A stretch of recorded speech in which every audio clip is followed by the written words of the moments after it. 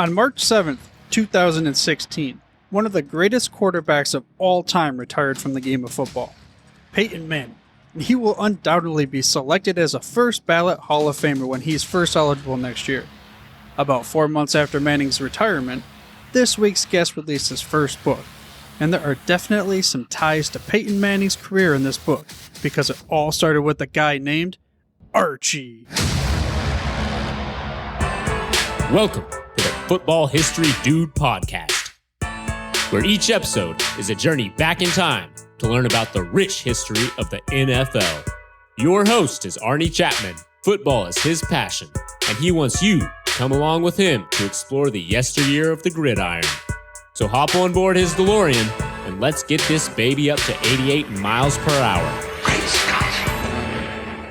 This time as we step off the DeLorean, the date is March 7th, 2016, and we are at Peyton Manning's press conference. We might be sitting in the back because we didn't get a good ticket, but we're here to witness him officially announce his retirement. Now, Peyton Manning, for me, the host, one of my favorite players of all time. My cat's named after the dude, as I'm sure he was a favorite player for many others out there. And yes, next year, when he's eligible for the Pro Football Hall of Fame, he will be undoubtedly a first ballot Hall of Famer. But arguably, his legacy started way back in 1971. 1971, is that when he was born? No. That's not what I'm talking about. What I'm talking about is 1971, the draft. The NFL draft in 1971 is when his father, Archie Manning, was drafted number 2 by the New Orleans Saints. The Mannings, sure, that's a well-known name out there, right? And Archie Manning was the one who got it all kicked off. And pro football really did take off in the 1970s, because this is not too long after the merger. And it was kind of transforming into being baseball as America's favorite sport into what it is now. Football as being America's favorite sport. And the NFL was rising. And this week's guest is Joe Zagorski. And his book, his first book that is, contends that the 1970s may have been the most important decade of all time for the NFL. He also wrote a book about the 1972 Green Bay Packers, which normally when we think in 1972, we just automatically think, well, maybe the Steelers, but no. We also think about, oh yeah, sure, there's that undefeated team called the Miami Dolphins. Then he also has a book about Hall of Famer Willie Lanier. And we'll get more into the details of these books as we go along in the interview. But first, I wanted to make sure that you knew I included links to all these books for you to purchase if you'd like, and more information about Joe in the show notes, which you can get to through your podcast player or by heading to thefootballhistorydude.com. Again, that's thefootballhistorydude.com. Also, while you're at it, I ask that you please subscribe for free to the show by mashing that little subscribe button in your podcast player of choice. That way you get the hottest, freshest out the press episodes, each and every week. But without further ado, let's get into the interview with Mr. Joe Zagorski. Hey, Joe, welcome to the Football History Dude podcast. Hi, thank you. I appreciate it. Yeah, and I had to bring you on the show because you have multiple author of many books, and the thing that I wanted to ask you to start out the show is describe to me why you feel it is important to share the history of the NFL. Well, the NFL, unfortunately, forgets its history too often, especially beyond the years of 1980 or so. And I just think that it's so rich. The stories they're so rich. It's an important thing to remember because tomorrow's Hall of Famers will be from today. So I just think that what the fellows did back in the 1970s, which is the era that I like to write about the most, what they did really set today's athletes, to let today's football players up for such future success. It's what they did years ago to pave the way for, the game that we see today. Right, yeah, and speaking of that, I mean, of course, your first book that you wrote was about the 1970s. Was there any particular player, moment in history, games, what have you, that kind of shaped your love for the game? Well, of course, you have to remember the famous events of that era. Of course, the Immaculate Reception, famous plays, Miami's undefeated season of 72, the Hail Mary pass, Roger Staubach in 75, and of course the dynasties. There were several. Of course, it started with Miami, of course, Dallas, Pittsburgh, Oakland. Even the Los Angeles Rams had a pretty great dynasty, winning several different division titles. I think it was like 6 years in a row, something like that. So there are just so many great stories about the 70s. And, of course, that was the beginning of Monday Night Football, which was a staple among television viewership for many, many decades. It all started in the 70s. Of course, there were several pro football player strikes in the 70s as well, which also helped today's athletes because of the collective bargaining agreements that they helped to foster.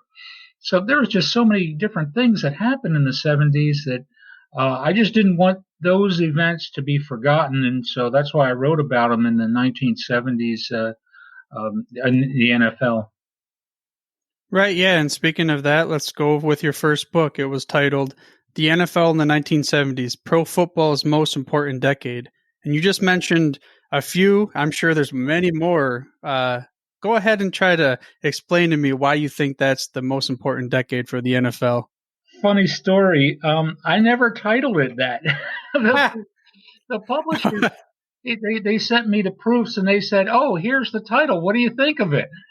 It's like, "Oh, I don't have a say in this?" No.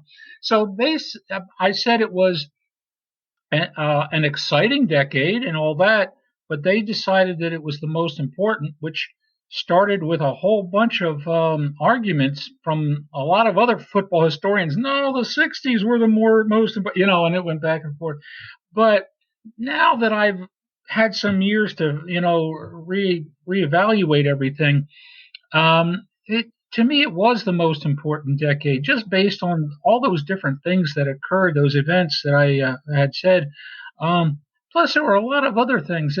The household names that we still remember today, O.J. Simpson, Joe Namath, Roger Staubach, Bob Greasy, Fran Tarkenton, Terry Bradshaw, Lynn Swann. I could go on forever. All those guys played in the 70s. And today they're still being, remembered. I don't know if you can remember players from the 60s that well. Or, players from the 80s or 90s even. When you think about it, there's a few. But, we're talking over 4 decades now, and people still are talking about Joe Namath. He still has commercials on. Right. So young people might not remember Joe Namath's playing days, but they'll see him on these commercials, and who's that guy? And why is he guaranteeing something? Right. So it's the 70s for me. That's when I was a kid, and that's when I first started watching pro football, and I just just developed a love for the game at that time and wanted to write about it so that other people, years from now would remember it. Yeah, and did you have well, I guess I should rephrase this. What was your favorite team growing up? Actually, I had several. This is another bone of contention that I hear it all the time because I get, "Oh, you're a homer," or you're a front runner, things like that. I grew up in just northwest of Philadelphia, in Pennsylvania, so I was an Eagles fan, and then I was a Steelers fan. I also enjoyed the Cowboys and the Vikings. I never really had a love for the Dolphins, strangely, but and they were winning at the time. And then, of course, now I pretty much like all the teams when their front offices and their public relations departments help me out when I'm writing. Oh, I became a fan of the Saints last week, something like that. So it's just I like the game so much, and I watch as much as I can, and I kind of miss out on the fact that I didn't live and die with one specific team. But, I've known a lot of friends of mine that have had premature heart attacks because they were fans of the Vikings and things like that. So, I guess you could say I started out liking the Eagles because they were the closest to me, but it grew from there. Right, yeah, and I, as a Lions fan, I'm showing you my sweater here and There my you go. hat. That so in my life, I've never really known anything except for at least I had Barry Sanders. That was all I can really hold my head on there. Speaking of influential players or coaches or whatever have you, could you give me what you would believe is maybe a Mount Rushmore of the 1970s as far as the top 4 most influential characters of the game? There's so many characters. Wow. Do you mean? That's really an open-ended question. I understand it's almost impossible to really answer, but maybe go with that you helped the 4 individuals that helped transform the game from during that decade really into America's sport as opposed to before it was baseball. Okay. I'll have to go. I hate to do it, but I have to go with a lot of quarterbacks here. Roger Staubach of the Cowboys, Terry Bradshaw of the Steelers. Those were the 2 main ones. Let's stop with quarterbacks there for a second, and then go with coaches, if it's okay. Don Shula and Tom Landry. I think that those 4. Unless they want to build a second or third Mount Rushmore, which I don't think they can do too easily. But there's just what they did. Landry's innovations in the game, both offensively and defensively. A lot of times you can, find out that a coach is really great in one of those 2, but not both. Well, he was great at both. The flex defense, the 4-3 defense, and then rejuvenating the shotgun offense. That's Tom Landry. And of course, Don Shula, all he did was win games, and lots of them. Right. No coaches won more, not even Belichick. And then of course Staubach, he was the quintessential. I think Steve Sabol called him the Hemingway-esque type of a player, because of such storybook. Naval Academy, served this country 2 Super Bowl championships, America's team, quote unquote. And then, of course, Terry Bradshaw, 4 Super Bowls in the 70s and won all of them. And you can name a lot of other players too, that have done great things. There are so many great running backs, and the game changed, of course, in the 70s. Well, you had rule changes that really changed the way the game was played. One big change, it was in 72 when the hash marks came closer in to 18 feet 6 inches apart from each other, and that opened up a lot of running backs into getting 1,000-yard seasons. And then in 78 they decided to let the receivers run free past 5 yards of the line of scrimmage, and the game became a passing game. Vince Lombardi said that the game was first and foremost a running game, and that will never change. But Vince never lived long enough to see the 78 season and beyond. Now, if you can't throw the ball, you're not going to win. Right, yeah, you're stuck in the water. You got to have best, of course, is balanced attack. But if you don't have a quarterback, you mentioned, of course, quarterbacks and coaches, and that's the most important position in professional sports. So it's something that obviously is going to be coming to the forefront of everyone's mind when you ask what's the most important X or Y. And me growing up, even before I researched the history of the game, I knew all 4 of those names, hands down, backwards and forwards, just because that's something that how much of a legendary status they were. And to your point, the 1970s did bring forth a lot of players that even myself as just a general regular fan when I was growing up, I knew the names. And it's just that the lore of the Immaculate Reception or the Terry Bradshaws or going on and on and on of all these other players that were there. And what was it like? Because I wasn't around. That 72 season for the Dolphins is like just an outside fan. What was that like? You just kept waiting for them to lose, and they never did. And it was like, well, okay, they just beat Buffalo by 1 point. So how good could they really have been? That's the biggest mark on them against them is the fact that they did have a soft schedule in '72. They did play some playoff teams, but not a lot. And a lot of the teams that they did beat, they didn't really destroy them. They beat New England pretty handily, that's true. But like I said, they struggled against Buffalo. The Jets gave them a couple of good games. In fact, Buffalo and the Jets probably should have beaten them in the Orange Bowl. So, but they proved their mettle in the playoffs. They could have lost to the Browns. If Mike Phipps had not thrown 5 interceptions, they would have lost to the Browns in the playoffs. But they came from behind and beat the Steelers in Pittsburgh in the AFC Championship game. And they held the Redskins to 7 points in Super Bowl VII, and they really their defense didn't give up that. That was Garo Yepremian's passing faux pas. So watching the '72 Dolphins was kind of unique because you just kept waiting for them to lose, and you kept thinking, "No, this will be the week." Well, somebody better beat them soon. They're already 10-0, and and it's 11-0, 12-0, and then who are they playing this for? Baltimore. Oh, they're going 14-0. And they did. So it was like I just watched history being made.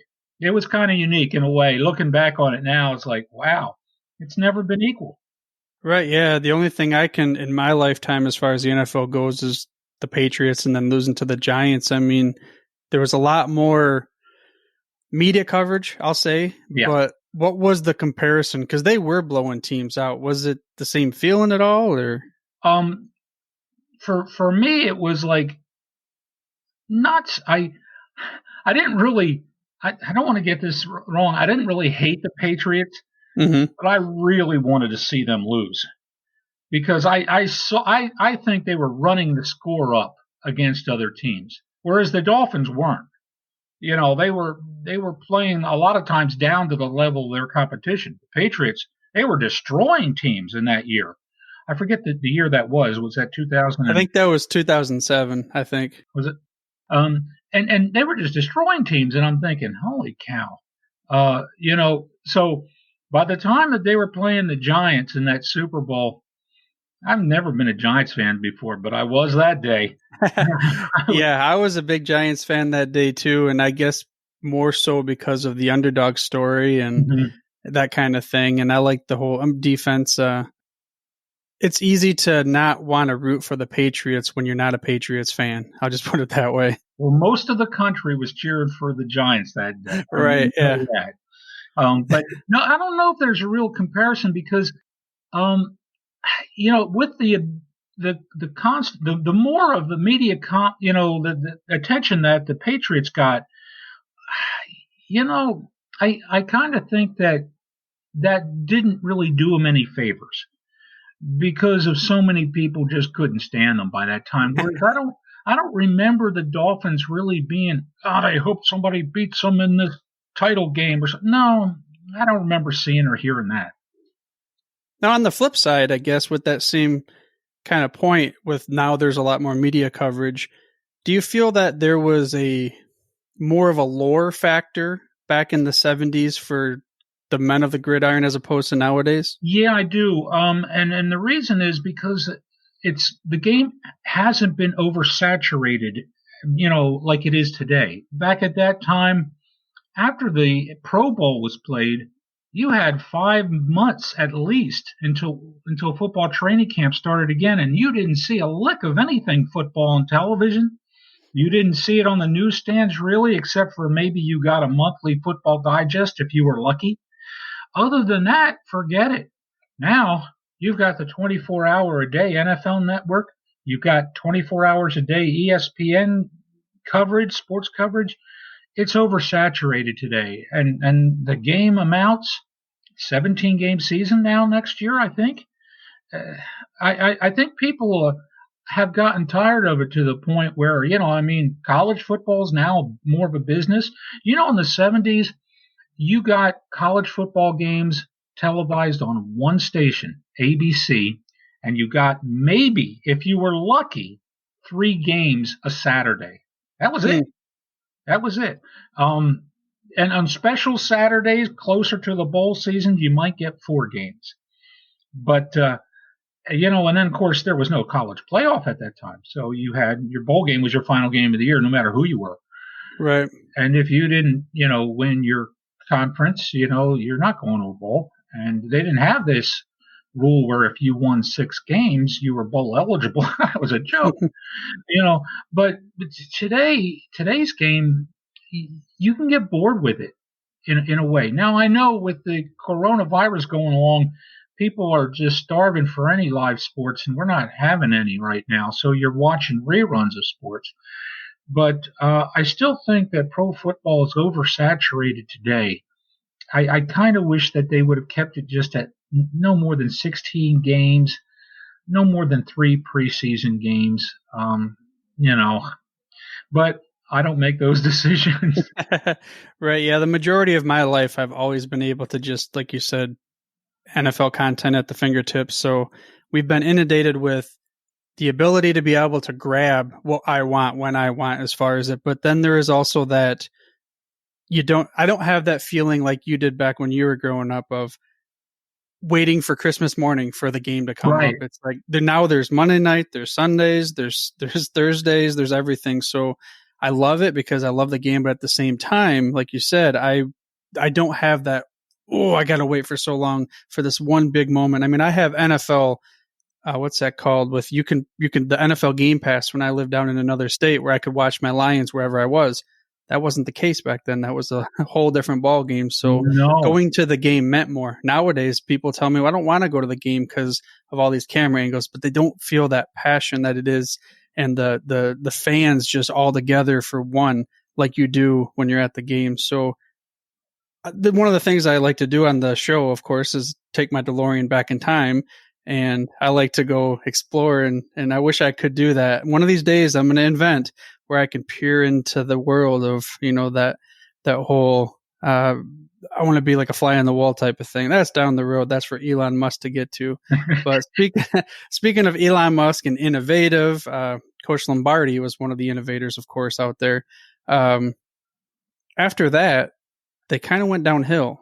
And then you ended up writing a book about one of the Packers' comebacks. And that was what, your second book or third book? Second. It was the second book. The year the Packers came back, Green Bay's 1972 resurgence. It was the only season in the 1970s that the Packers won anything. A friend of mine, who shall remain nameless, who was a big Atlanta Falcons fan, told me that you should have retitled it "The Year We Didn't Suck." But anyway, there's wise guys everywhere. But the 72 Packers were a team that was so unique, and I didn't really know this during the 70s because I didn't really investigate it like I did for the book. But they had a situation that no other team in the history of the game has had to deal with that I know of. Mm-hmm. And that is the fact that they had a head coach who should not have been a head coach in the National Football League, a man by the name of Dan Devine. He was over his head with pro coaching. And he would not only make a lot of mistakes strategically wise, but he bordered on arrogance, and he was also he wasn't above making fun of his own players in front of his other players, which really, cultivated an us versus him type of a philosophy.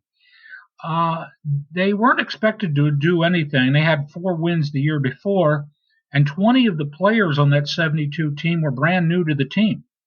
So they didn't have a whole lot of experience, but they somehow won 10 games in a 14-game season and won their division title, and they beat some playoff teams to get there. So, they beat the defending world champion Cowboys to get there.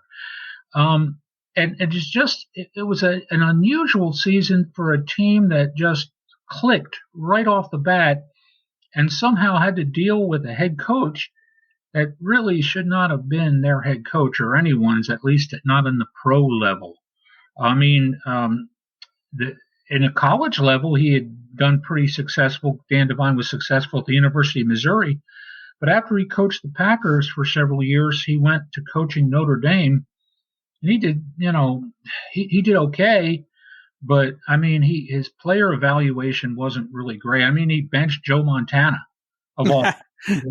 How much could he have known?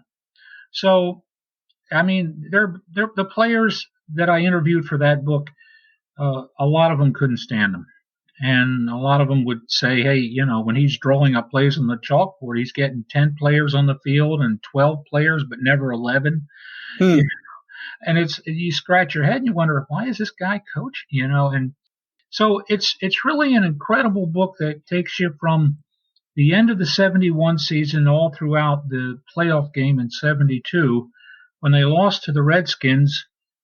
And it was basically the head coach's fault. They had Bart Starr as a play caller, and on the eve of the playoff game, Coach Devine says, "You're not calling the plays anymore. I will be tomorrow." And the rest is history. He basically had a run first op. He just wanted to run the ball right up the gut. The Redskins noticed this and put an extra defensive lineman in, and that shut off the run. But even into the fourth quarter, he was just running dive runs. John Brockington was telling me he had 13 carries in that game for 9 yards. Oh, my goodness. It was the most embarrassing day John Brockington said he ever had on a football field. And I believe him. And so it was a winnable game. They lost 16-3. And Dave Robinson told Scott Hunter, the quarterback, if you score 20 points, you'll win this game because the Redskins aren't going to score 20. And they didn't. But, the Packers couldn't score more than a field goal thanks to their head coach.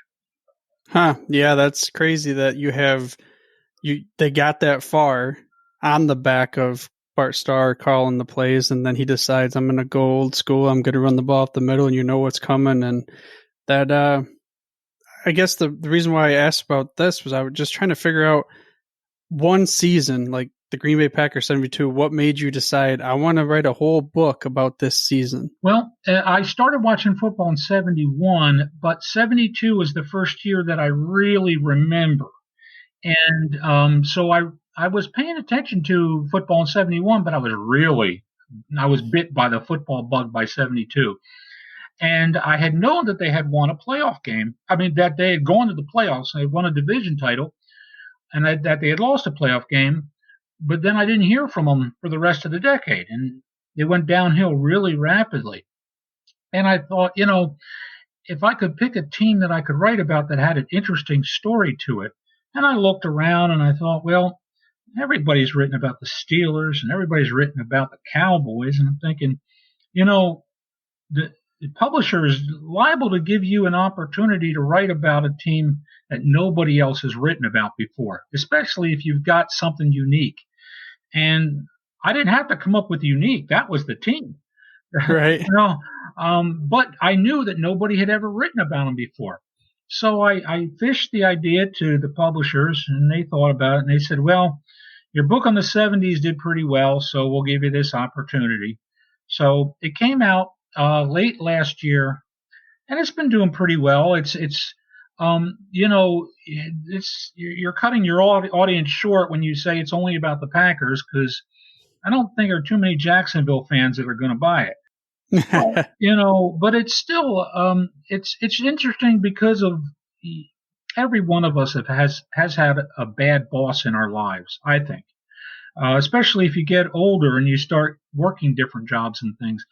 And I thought that this Dan Devine personage, you can really see the similarities between bad bosses and him, and you can see how this particular group of men addressed that situation on a day in and day out experience. And that's why I think the book was unique. And so I pitched that idea, and they said, okay, go with it. And so I was able to get in touch with some of the players, and they were interested in hearing somebody listen to their story. So, right, yeah. My main goal, I'm going to try to get the ESPN to do a 30 for 30 on it if they can. I think it'd be interesting. Now, of course, you can't interview Dan Devine anymore. It's kind of hard. He's been dead for several years, but It'll make it difficult, yeah. very difficult. Yeah. Maybe my DeLorean. Yeah.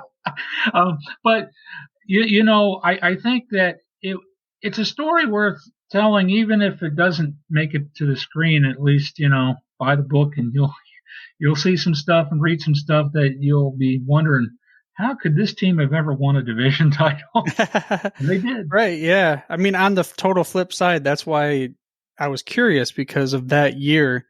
Nobody ever thinks of that year without, in the same breath, saying the Miami Dolphins. Yeah. So it's cool because it's totally different conference and it's post Lombardi. It's all these kinds of things that it struck my core. Like, why? That's really just, why would this be? But it sounds like it's more than a football book. It's a culture of the team, and because the guy at top created this travesty, but how the heck did you guys still win? So it's a whole human piece there. And then another one that you wrote, which I believe came out, was it this year? Yeah. The one with Willie Lanier? Yeah. Early. What was the perspective for that one? Well, that's another unique story.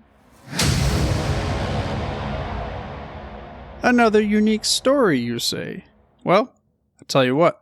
You're going to have to come back next week to check out Joe's journey in writing the book about Willie Lanier. He'll also share what his upcoming book's going to be, along with the story that most people would just go ahead and just, here, have my right arm. I don't need this one anymore because I've lived my life. And you're going to be able to see what it was like in his shoes. And to give you a little bit of a teaser, that's around the late Hall of Famer Bart Starr. But speaking of living a dream, I have a favorite football moment for you from John Gay over at Jag in Detroit. Now, this is a dude that I met at Podcast Movement, and he sent over his favorite football moment, so you can go ahead and relive that with him. Take it away, John. Hi, my name's John Gay. I own Jag in Detroit Podcast, a full-service podcast creation, production, and editing outfit. I did grow up in Boston, and I've been a lifelong Patriots fan. So for those of you who are under the age of 20 or so, the Patriots used to be really, really bad. I'd look forward to the away games because the home games would be blacked out from local TV, and my dad and I would have to listen on the radio. So at least when they were on the road, we could see them. The 1-15 seasons, the 2-14 seasons, things were pretty bad for a while.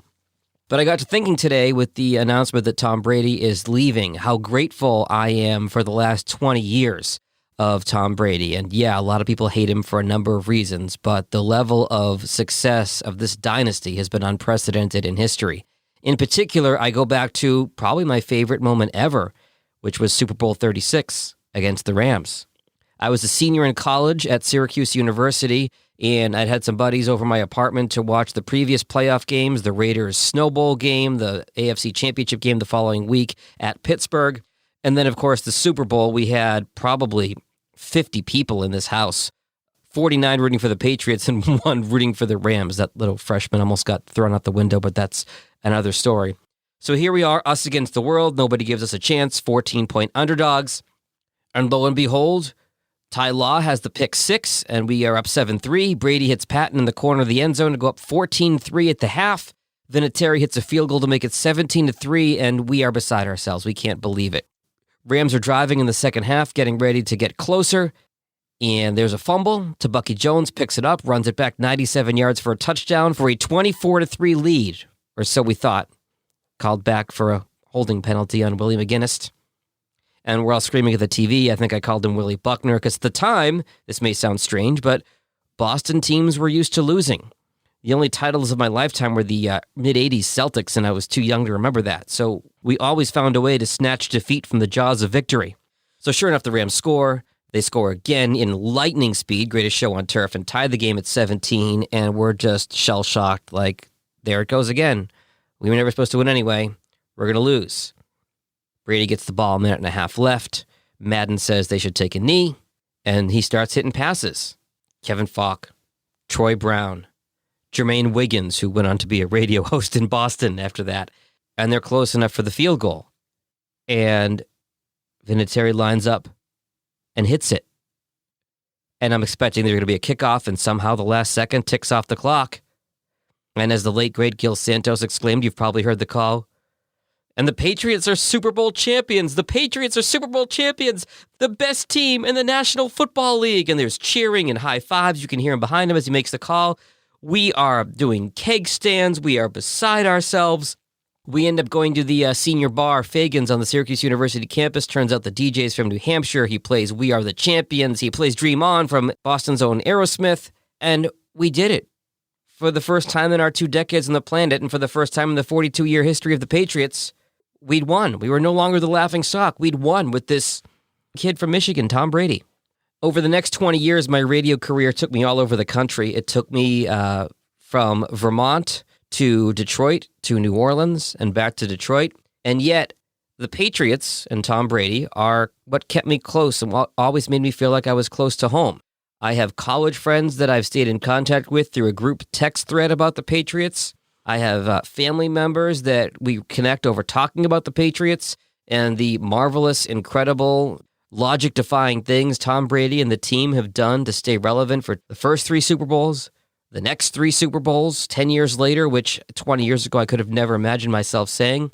And as I looked on social media this morning, I saw so many people that were angry, upset, frustrated. You know, this was just one more thing on top of what's certainly been a challenging week in the world. And this just seemed like one more thing on top of it. And don't for a second think I'm comparing sports to the coronavirus and the horrible things happening with that. But my overriding thought as I watch my favorite athlete ever leave the team that I love and that I've loved since I was a very little kid, I'm just grateful. I'm grateful for 20 years of always being relevant and always being in the conversation and almost always at least being in the AFC Championship game, if not the Super Bowl. And the Giants' Super Bowl losses were brutal. The Eagles' Super Bowl loss was brutal.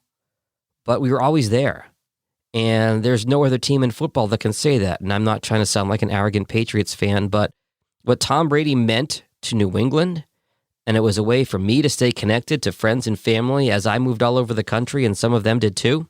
I'm just grateful to have been able to watch a player with that talent and that drive and that motivation succeed for my team for the last 20 years.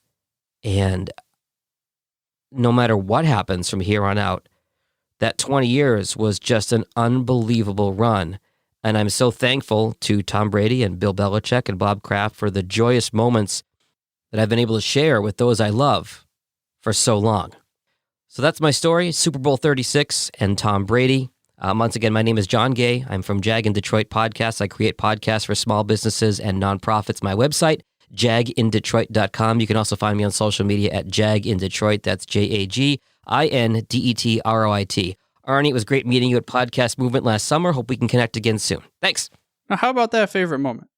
Now, I'm torn on Brady myself. I mean, the dude, on one respect, you got to figure, hey, he's done something that nobody else has ever done. But at the same time, if you're not a Patriots fan, you're like, let's quit talking about the Patriots. Of course, he's not with the Bucks, but hey, I'm still thinking, I'm getting annoyed talking about this dude all the time.